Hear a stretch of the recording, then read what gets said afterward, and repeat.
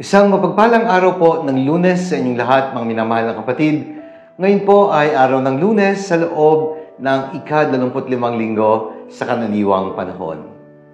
Pagbati po sa lahat ng mga deboto ni San Antonio ng Padua, sa mga viewers, supporters, and followers of the Daily Gospel Reflection, sa lahat po ng mga benefactors namin, sa inyo pong walang sawang pagpapaabot ng tulong, lubos po ang aming pasasalamat. Pagdasal po natin ang isa't isa. Welcome po sa ating Daily Gospel Reflection. Sama-sama po nating pagnilayan ng mga salita ng Diyos mula sa mabuting balita na nakalaan para sa araw na ito.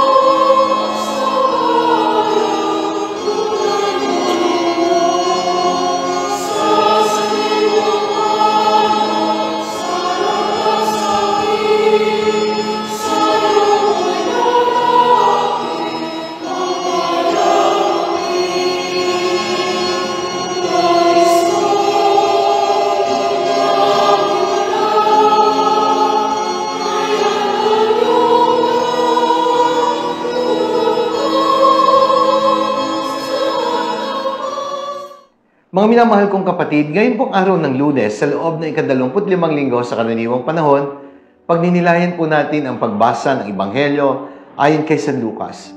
Mula po ito sa ika-8 kabanata, mga talata 16 hanggang 18. Ang pamagat po ng pagninilay ngayon ay nagsasabing maging ilaw upang magbigay tanglaw. Oo nga naman, ang ilaw po ay ginawa para magbigay ng tanglaw. Ang kandila o ang lampara ay sinisindihan at hindi para takpan, kundi upang ilagay sa tamang patungan at na makapagbigay ng liwanag. Ang sabi nga sa Ebanghelyo, walang taong nagsisindi ng ilaw at pagkatapos ay tatakpan ng banga o kaya naman ay ilalagay sa ilalim ng higaan. Hindi po ginagawa yon. Sa halip, ito ay nilalagay sa talagang patungan upang makita ng mga pumapasok ang liwanag. Upang makapagbigay ng tanglaw, sayang naman kung ang liwanag ay tatakpan lamang. Because light illuminates and make things visible for us. Sabi nga po sa Ebanghelyo ni San Mateo, chapter 5, verse 14, sa tinatawag na Sermon on the Mount, you are the light of the world. Sa sulat po ni San Pablo sa mga taga-Filipos, chapter 2, verse 15, sinasabi po, believers, you are to shine as the light of the world. Kaya ang sino man daw sumasampalataya o ang sino mang mananampalataya ay dapat nagliliwanag bilang ilaw ng sanlibutan. At sa tingin ko po, ang mensahe sa pagiging ilaw ay hindi naman kailangan ng marami pang pagpapaliwanag. Sapagkat yan naman ang hamon sa atin sa pagiging mga anak ng Diyos. Ang Diyos ay bukal ng liwanag, ang Diyos ay Diyos ng liwanag, kung kaya't bilang kanyang mga anak, dapat lang na tayo ay namumuhay sa kaliwanagan. At tayo ay nagliliwanag sa ating kaanyuan sa pagiging mga anak ng liwanag. Ang magandang tanong na pwede nating sagutin, ano bang klase ng liwanag tayo sa mundo? What kinds of light are we in the world? Nabanggit ko nga sa isa sa aking mga pagninilay, posibleng tayo ay maging lighthouse or flashlight. Ang lighthouse po, kailangan niyan sa malawak na karagatan. Nagsisilbing gabay sa mga manlalayag at sa mga mangisda upang hindi sila mawala sa napakalawak na karagatan upang sila ay makabalik sa kanilang pinanggalingan, hindi mawala at maligaw, kailangan ng lighthouse.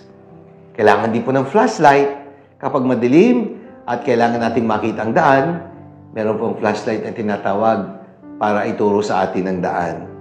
Because a lighthouse shows the way, it directs, it guides, and it provides hope for those who have lost hope sa malawak na karagatan ng buhay.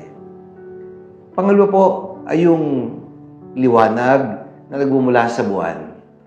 Tawag natin dyan, moonlight. Bukod pa sa sunlight, ay dapat may moonlight. Moonlight reflects the light that comes from the sun. Because without the sun, the moon cannot shed or give light. Sapagkat ang liwanag na ibinibigay ng buwan ay liwanag na nagmumula sa araw. Kaya ang buwan dapat laging nakaugnay sa araw na pinagmumulan ng tunay na liwanag. Kaya without the relationship between the moon and the sun, hindi po makapagbibigay ng liwanag ang buwan. Because the light that the moon gives is only a reflection of the light coming from the sun. And so, the holiness that we see in the lives of saints are only reflections of the holiness that comes from God. Kaya kung wala ang Diyos, hindi rin tayo magiging banal. Kaya ang ating kabanalan ay dapat anino lamang o larawan ng kabanalan ng Diyos.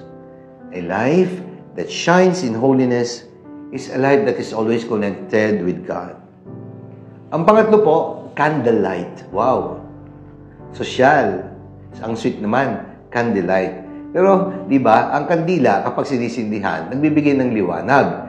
But it is slowly being consumed. It dies to itself kapag ito ay nagbibigay ng liwanag. So, it gives life by giving up its life. Nakapagbibigay ng liwanag, pero nagbubuhis ng buhay. It gives light by giving up its life. And it gives light by dying to itself. Katulad ng kandila, it is melted and consumed in the process of giving light. At yung pang-apat po, yung tinatawag na flickering light. Ito yung patay-sinding ilaw. Hindi consistent, on and off. At hindi po yung klase ng ilaw o liwanag na hinihingi ng Diyos sa atin. Dapat maging consistent po tayo sa pagiging liwanag ng mundo. Hindi yung aandap-andap, patay-sindi, minsan nagliliwanag, minsan nagdidilim. Hindi po ganun eh. For as long as we are connected with God as the source of all lights, palagi tayo makapagbibigay ng liwanag. And where do we draw our power so that we can generate light? Sabi po ni Pope Francis sa kanyang homily, the battery that Christians use to generate light is simply prayer. Ayan, yung cellphone na lolobat, kailangan ding i-recharge. Ang ating spirituality ay pwedeng malobat din. Kailangan i-recharge. And the best way to recharge is through prayer. Let us generate light. Let us get power from God, the source of light, sa pamagitan ng pagdadasal.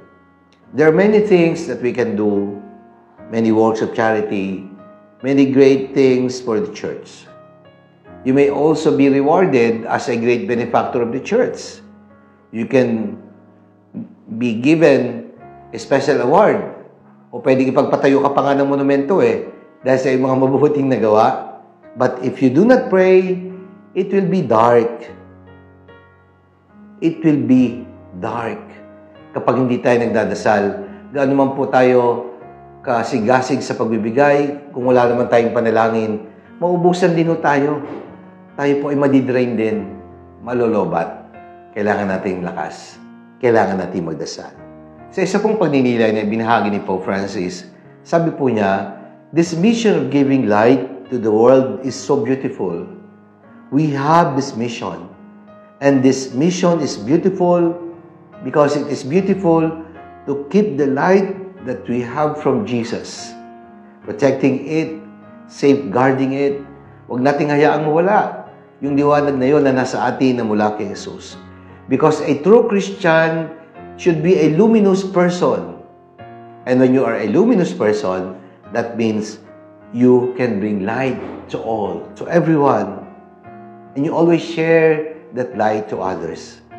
Hindi ka naubusan because you are a luminous Christian. Tandaan po natin, ang liwanag na ito hindi atin, hindi po dapat inaangkin, sa halip ito ibinabahagi upang maging maliwanag ang ating mundo, maghatid tayo ng kaligayahan sa iba, at tigit sa mga namumuhay sa kadiliman. Tanggapin mo, ingatan at laging taglayin ang liwanag na ibinibigay ni Kristo. Maging ilaw upang magbigay tanglaw. Manalangin tayo. Ama naming makapangyarihan, patuloy po kaming pagkalooban ng liwanag na tanging ikaw lang makapagbibigay. At nawa ang liwanag na ito ay aming ingatan at pagyamanin upang kami man ay maging tanglaw at liwanag mo para sa iba, lalo't higit sa buhay ng mga taong namumuhay sa kadiliman. Amen. Maraming salamat po mga minamahal kong kapatid. Sana po nagustuhan niyo at nakatulong ang ating pagninilay sa araw na ito.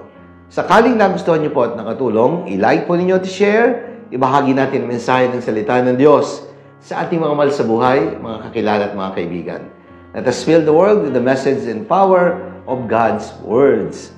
Mga kapatid, muli po, pinapaabot ko ang aking lubos na pasasalamat sa pangalan ng National Shrine San Antonio de Padua, sa lahat po ng mga nanood, sumuporta, bumili ng tickets, kayo po mga naging sponsors namin sa konsyerto na ang title po ay Celebration of Life Through Music, a post-birthday benefit concert for the renovation of the church sacristy and for the fund needed by the Commission on Family and Life. Salamat po sa inyong lahat.